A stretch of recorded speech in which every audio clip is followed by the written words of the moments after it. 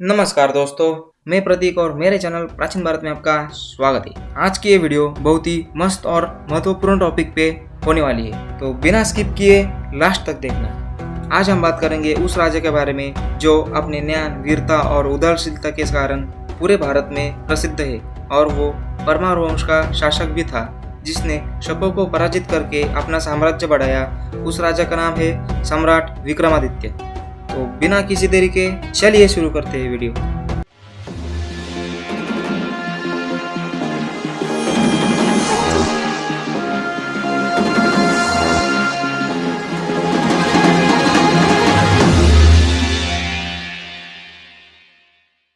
विक्रमादित्य ये नाम विक्रम और आदित्य के संधि विग्रह से बना है, जिसका मतलब पराक्रम का सूर्य है। प्राचीन पंचांग में विक्रमादित्य राजा के नाम से विक्रम संवत है, जो विक्रम युग से जाना जाता है। ईस्वीसन पूर्व 56 में शकों को पराजित करके राजा ने इसकी शुरुआत की। भारतीय परंपरा के अनुसार धन्वंतरी, शपनक, अमर सिंह, शंकु, खटकर पारा, कालिदास, वेताल भट्ट, वर रुचि और वराह मिहिर उज्जैन में विक्रमादित्य राजा के दरबार के अंग थे और उन्हें नवरत्न भी कहते थे। कालिदास एक प्रसिद्ध संस्कृत राजकवि था। वराह मिहिर उस युग के प्रमुख ज्योतिषी थे जिन्होंने विक्रमादित्य के बेटे की मौत की भविष्यवाणी की थी। वेताल भट्ट एक धर्माचार्य थे। माना जाता है कि उन्होंने विक्रमादित्य को 16 छंदों की रचना का श्रेय दिया है। क्या आपने विक्रम और वेताल की 25 कहानियां सुनी है, जिसमें विक्रमादित्य राजा बेताल को बंदी बनाना चाहता था, परंतु बेताल राजा को उलझन पैदा करने वाली कहानियां सुनाता है और उसके प्रश्न का जवाब नहीं दिया तो शिक्षा के स्वरूप राजा का सर फट जाएगा। एक साधु ने बेताल को पकड़ने के लिए विक्रमादित्य राजा का सहारा लिया था और बिना कुछ बोले उसे पकड़ने के लिए कहा। अगर राजा बोला तो बेताल की शर्तों के मुताबिक वो बेताल पेड़ पे वापस उल्टा लटक जाएगा। क्या आपने कभी राजा विक्रमादित्य और शनिदेव की कथा के बारे में सुना है? नहीं सुना? तो चलिए सुनते हैं वो कथा। नवरात्रि का वो पर्व जो राजा विक्रमादित्य बड़े धूमधाम से मना रहा था, और प्रतिदिन एक ग्रह पर वाद विवाद चल रहा था। अंतिम दिन की बहस शनि के बारे में थी। ब्राह्मण ने शनि की शक्तियों से पृथ्वी पर धर्म को बनाए रखने में उनकी भूमिका कैसी है वो बता रहे थे, और समाप्त होते ही ब्राह्मण ने कहा कि राजा विक्रमादित्य की कुंडली में 12वें घर में शनि का प्रवेश हो चुका है, जिसे खराब माना जाता है। परंतु राजा विक्रम ने ये सुनकर शनि को पूजने के लिए साफ मना कर दिया। राजा विक्रमादित्य अपने शक्तियों पर, विशेष रूप से अपने देवी माँ की कृपा होने पर बहुत गर्व करता था। जब राजा ने नवरात्रि के आखिरी दिन पूजा में शनि को पूजने के लिए इनकार कर दिया तो शनिदेव क्रोधित हो गए और उन्होंने विक्रम को चुनौती दी कि वो उन्हें पूजने के लिए तैयार करेंगे। और अचानक शनिदेव वहां से गायब होते हैं। तो विक्रम ने कहा कि उसकी एक खुशकिस्मती है जो उनके साथ सबका आशीर्वाद है, और वो चुनौती राजा स्वीकार करता है। राजा ने ये कहा कि जो कुछ होना है वो जरूर होगा, परंतु कुछ होना ही नहीं है तो वो कभी नहीं होगा। ये कहकर राजा दिखाना चाहते हैं कि वो किसी भी चुनौती का सामना करने के लिए तैयार है। कुछ दिन बीतने के बाद एक दिन घोड़े बेचने वाला उनके महल में आ गया और कहा कि विक्रम के राज्य में उसका घोड़ा खरीदने वाला कोई नहीं है। घोड़े में एक अद्भुत विशेषता है, जो एक छलांग में आसमान पर तो दूसरे छलांग में धरती पर पहुंचता है। इस प्रकार कोई भी धरती पर उड़ के सवारी कर सकता है। राजा विक्रम को उस पर विश्वास नहीं हुआ, इसलिए उसने कहा कि घोड़े की कीमत चुकाने से पहले वो सवारी करके देखेंगे। घोड़े विक्रेता राजा की ये बात मान गया और राजा विक्रम घोड़े पर बैठे और घोड़े को दौड़ाया। विक्रेता के कहने के अनुसार घोड़ा उन्हें आसमान में तो ले गया, पर दूसरी छलांग में घोड़े को धरती पर आना चाहिए था। ऐसा हुआ नहीं। इसके बजाय घोड़े ने राजा विक्रम को कुछ दूर चलते ही जंगल में फेंक दिया और जमीन पर जोर से गिरने के बाद राजा विक्रम घायल हो गया और जंगल से घर में वापस जाने के लिए रास्ता ढूंढने लगा। राजा ने सोचा, ये मेरे नसीब में ही लिखा था, इसके अलावा और कुछ नहीं हो सकता। राजा ने उस घोड़े को दोषी नहीं ठहराया, बल्कि अपनी खुद की गलती है ऐसा माना, और यहीं पे राजा चूक गया। घोड़े विक्रेता के रूप में शनिदेव को पहचानने में वो असफल रह गया।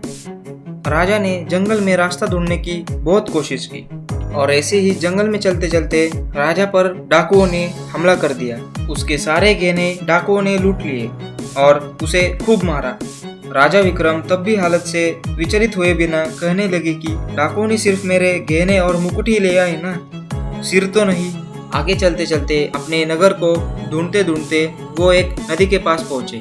उस नदी के किनारे पर फिसलन होने के कारण उनका पैर फिसल गया और वो पानी में गिर गए और तेज बहाव के कारण पानी ने उन्हें दूर घसीटा और ऐसे ही पानी के साथ साथ वो एक नगर में पहुंच गए। और बहुत देर ऐसे ही ठोकर खाने की वजह से और जंगल में रास्ता ढूंढने की वजह से उन्हें बहुत भूख लगी और वो एक पेड़ के नीचे बैठ गए। राजा बहुत देर तक वैसे ही पेड़ के नीचे बैठे रहे। जिस पेड़ के नीचे राजा विक्रमादित्य बैठे थे उसके ठीक सामने एक कंजूस दुकानदार की दुकान थी और अचानक उस दुकान में बिक्री बहुत बढ़ गई। दुकानदार को बहुत ही धन लाभ होने लगा। उस दुकानदार ने सोचा कि यह आदमी जो पेड़ के नीचे बैठा है उसे वहां होने से मुझे बहुत ही धन लाभ होने लगा और इसी लालच में उसने राजा विक्रम को घर पर आमंत्रित करके भोजन देने का निर्णय लिया। बिक्री लंबे समय तक ऐसी ही बढ़ती रहे ऐसी आशा करके उसने अपनी पुत्री को विक्रम के साथ शादी करने के लिए कहा। भोजन के बाद राजा विक्रम जब कमरे में सो रहे थे तब उस कंजूस दुकानदार के बेटी के गहने एक चित्र के साथ लगी हुई कील पर लटके हुए थे।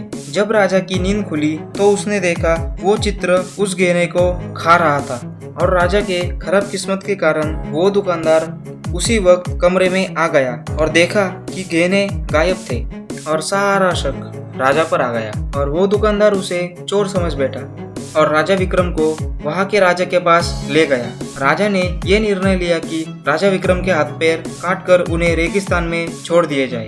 उस राजा को बिल्कुल भी पता नहीं था कि वो राजा विक्रमादित्य है जो एक घोड़े पर से गिर के दिन भर इधर उधर अपने नगरी को ढूंढने भटक रहे हैं। राजा के सैनिकों ने उसका आदेश मानकर उनके हाथ पैर तोड़ दिए।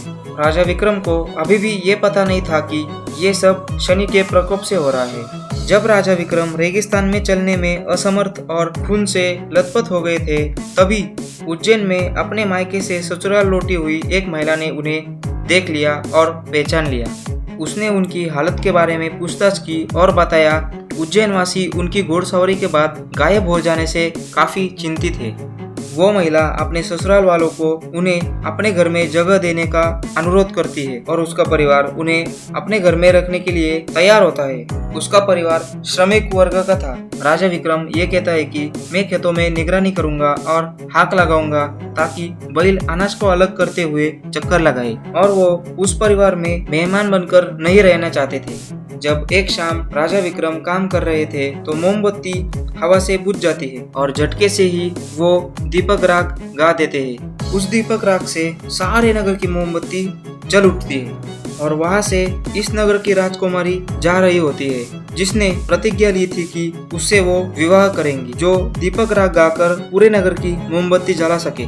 जब वो राजा विक्रम को देखती है तो उससे विवाह करने का फैसला करती है और उसके ये फैसले के अनुसार उस नगरी का राजा जब विक्रम को देखता है तो बहुत गुस्सा होता है क्योंकि वहाँ के दुकानदार ने राजा विक्रम पर चोरी के इल्जाम लगाए थे और उस नगरी के राजा ने उसके शिक्षा के स्वरूप हाथ पैर तोड़ दिए थे। और राजकन्या के इस निर्णय पर बहुत गुस्सा होके वो राजा विक्रम का सर धड़ से अलग करने के लिए अपनी तलवार निकाल लेता है। उस समय राजा विक्रम को ये याद आता है कि ये सब शनि के कारण से हो रहा है क्योंकि वो काफी घमंडी बन चुके थे और उन्हें लगता था कि अपनी शक्ति के कारण वो शनिदेव को भी पराजित कर सकेंगे और ये सब राजा को झटके से याद आने के कारण शनिदेव वहाँ पे प्रकट होते हैं और उन्हें उनके गहने हाथ पैर सब कुछ वापस लौटा देते हैं। राजा विक्रम शनि से विनती करता है कि उन्होंने जैसी पीड़ा सही है वैसी पीड़ा सामान्य जन को ना दे। उन जैसे मजबूत इंसान भले ही पीड़ा सहन कर ले परंतु सामान्य जन वो पीड़ा सहन नहीं कर सकेंगे। शनिदेव ने उनकी बात से सहमत होते हुए कहा कि वो ऐसा कभी नहीं करेंगे और उस नगरी का राजा सम्राट विक्रमादित्य को पहचान कर उनका विवाह अपने बेटी के साथ करवाने के लिए सहमत होता है और राजा विक्रम विवाह के बाद अपने उज्जैन नगर में लौट आता है और शनि के आशीर्वाद से महान सम्राट के रूप में जीवन बिताता है। तो यारो बस आज के लिए इतना ही। ये कथा आपको कैसी लगी ये आप मुझे कमेंट करके बता दो और अगर आप हमारे चैनल पर नए हो तो जाके सब्सक्राइब करो और बेल आइकन भी दबाओ ताकि हर वीडियो का नोटिफिकेशन आपको आए। मिलते हैं अगले वीडियो में।